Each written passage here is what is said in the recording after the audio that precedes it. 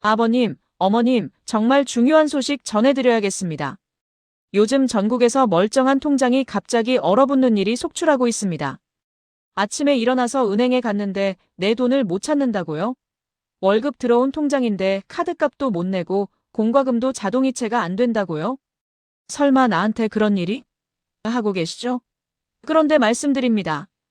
요즘엔 정말 아무 잘못 없이도 하루아침에 당할 수 있는 일입니다. 누군가 내 통장 번호로 돈을 보내기만 해도 심지어 10원짜리 소액만 입금돼도 순식간에 통장이 꽁꽁 얼어버립니다. 그래서 오늘은 왜 이런 무서운 일이 벌어지고 있는지, 그리고 우리 어르신들이 어떻게 하면 이런 피해를 예방하고 대응할 수 있는지 아주 자세하게 말씀드리겠습니다. 이 영상 끝까지 보시면 내 소중한 통장 지키는 방법과 만약 이미 당하셨다면 어떻게 풀어야 하는지 정확한 해결책까지 모두 알려드립니다. 그리고 아버님, 어머님, 구독과 좋아요는 무료입니다. 여러분의 클릭 한 번이 더 많은 어르신들께 이런 중요한 정보를 전해드릴 수 있는 큰 힘이 됩니다. 지금 바로 구독 버튼과 좋아요 버튼 꼭 눌러주시고 영상 시작하겠습니다. 자, 먼저 실제로 일어난 일을 하나 말씀드릴게요. 지난주 서울에 사시는 박철수 할아버지, 72세이십니다. 아침에 일어나서 약국에 가시려고 카드를 긁으셨는데 거래가 정지됐다는 메시지가 나왔습니다. 깜짝 놀라서 은행에 전화하셨더니 계좌가 지급정지 상태입니다 라는 답변만 돌아왔습니다. 박 할아버지는 평생 성실하게 사신 분입니다. 사기를 치신 적도 없고 이상한 전화 받으신 적도 없으세요. 그런데 왜 이런 일이 벌어진 걸까요?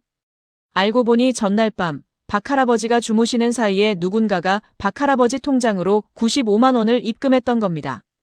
그 돈이 바로 보이스피싱 피해금이었고 경찰에 신고가 들어가면서 박 할아버지 통장은 자동으로 얼어붙어 버린 거예요. 내가 받으라고 한 것도 아닌데 왜 내 통장이 막혀? 억울하시죠? 그런데 지금 은행법이 그렇게 되어 있습니다. 의심되는 돈이 들어오면 일단 막고 보는 겁니다. 더 큰 문제는 그 다음입니다. 박 할아버지가 사용하시던 다른 은행 통장까지 줄줄이 막혀버렸습니다. 요즘은 한 통장이 막히면 연결된 모든 계좌가 자동으로 정지됩니다.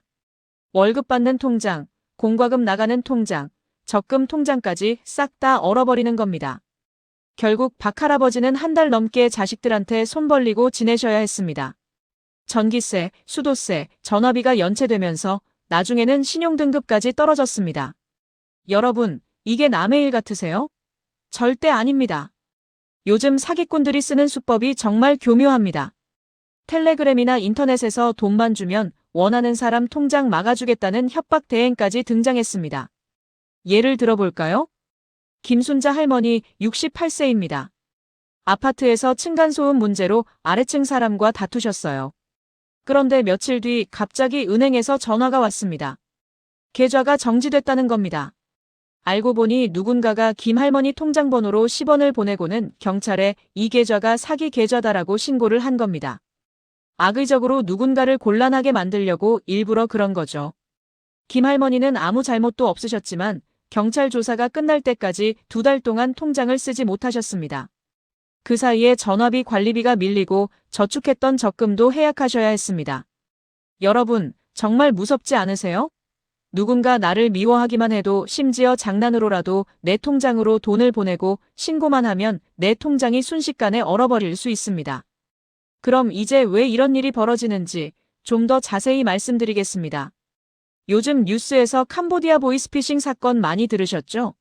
그 범죄자들이 훔친 돈을 여기저기 계좌로 옮기고 있습니다. 그 과정에서 무고한 일반인 통장이 범죄에 연루되는 겁니다. 정부에서는 2014년에 전기통신금융사기 피해 방지 및 피해금 환급에 관한 특별법이라는 법을 만들었습니다. 이름이 길죠? 쉽게 말하면 의심스러운 계좌는 일단 막고 보자는 법입니다. 이 법 때문에 은행은 경찰이나 금융감독원에서 신고가 들어오면 30분 안에 그 계좌를 정지시켜야 합니다. 본인이 억울하다고 해도 일단 막습니다. 나중에 조사해서 문제 없으면 풀어주는 건데 그 기간이 짧게는 2주, 길게는 몇 달까지 걸립니다. 더 큰 문제는 요즘 인터넷은행을 쓰시는 분들입니다. 카카오뱅크, 토스, K뱅크 같은 곳 말이죠. 이런 은행들은 창구가 없습니다. 전화로만 상담받아야 하는데 통장이 막히면 기다리세요라는 말밖에 못 들으십니다. 실제로 한 자영업자분은 토스 계좌가 막혀서 한 달 넘게 장사를 제대로 못하셨습니다. 현금이 없으니 물건을 못 사오고 직원 월급도 못 주고 결국 가게 문을 닫을 뻔하셨습니다. 여기서 잠깐 아버님, 어머님, 이런 중요한 정보를 더 많은 어르신들께 전해드리고 싶은데요. 저희가 계속해서 좋은 정보를 준비해서 올릴 수 있도록 구독 버튼과 좋아요 버튼, 그리고 알림 설정까지 꼭 부탁드립니다. 여러분의 작은 관심이 정말 큰 힘이 됩니다. 자, 그럼 이제 가장 중요한 부분입니다. 어떻게 해야 내 통장을 지킬 수 있을까요? 첫 번째, 모르는 사람한테서 돈이 들어오면 절대 건드리지 마세요. 이상하게 생각되는 입금이 있으면 바로 은행에 전화하셔서 잘못 들어온 돈 같다고 먼저 말씀하세요. 이게 정말 중요합니다. 먼저 신고하시면 나중에 문제가 생겨도 억울한 일을 당하지 않으실 수 있습니다. 예를 들어 이런 경우 있으시죠? 자식이 용돈 보내준다고 했는데 아직 안 들어왔어요. 그런데 갑자기 50만 원이 입금됐습니다. 아, 우리 아들이 보냈나 보다 하고 바로 인출하시면 안 됩니다. 꼭 먼저 전화로 확인하세요. 아들아, 내가 방금 50만 원 보냈니? 만약 아들이 아니요, 저 안 보냈는데요? 하면 그 돈은 절대 건드리지 마시고 바로 은행에 신고하셔야 합니다. 두 번째, 낯선 이름으로 10원, 100원 같은 소액이 입금되면 특히 조심하세요. 요즘 사기꾼들이 쓰는 수법입니다. 10원을 보내고 이 계좌가 사기 계좌다라고 신고해버리는 겁니다. 소액이라고 무시하지 마시고 이런 입금이 있으면 바로 은행에 알리세요. 세 번째, 계좌번호는 절대 함부로 알리지 마세요. 요즘 어르신들 중에 단톡방 많이 하시잖아요. 교회 단톡방, 동창회 단톡방, 산악회 단톡방. 거기서 계좌번호 알려주세요 하는 메시지 조심하셔야 합니다. 특히 축의금 보내드리려고요, 경조사비 보내려고요 하면서 계좌번호 물어보는 사람, 정말 아는 사람이 맞는지 꼭 전화로 확인하세요. 사기꾼들이 카톡 프로필 사진만 바꿔서 지인 행세하는 경우가 정말 많습니다.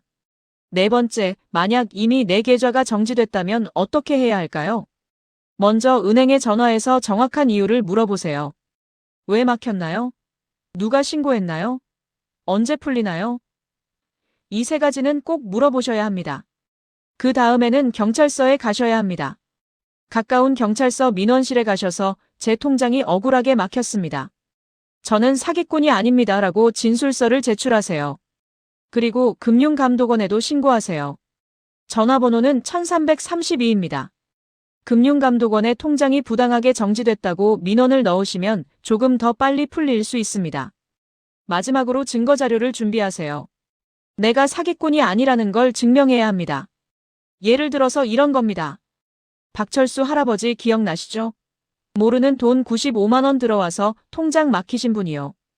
박 할아버지는 자식들한테 도움받아서 이런 자료를 모으셨습니다. 저는 매달 연금을 받고 있습니다. 마이너스 연금 입금 내역.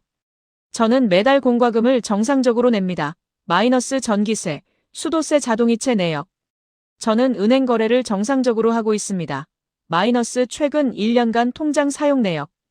이런 자료들을 모아서 경찰서에 제출하시면 아, 이분은 정상적인 분이구나 하고 조사가 빨리 끝날 수 있습니다. 그런데 여러분, 정말 중요한 거 하나 더 말씀드릴게요. 요즘은 자식들도 모르는 새로운 사기 수법이 계속 나옵니다. 그래서 혼자 해결하려고 하시면 안 됩니다. 꼭 자식들이나 가까운 사람에게 도움을 청하세요. 창피해서 어떻게 말을 하나 하지 마시고 빨리 말씀하실수록 빨리 해결됩니다.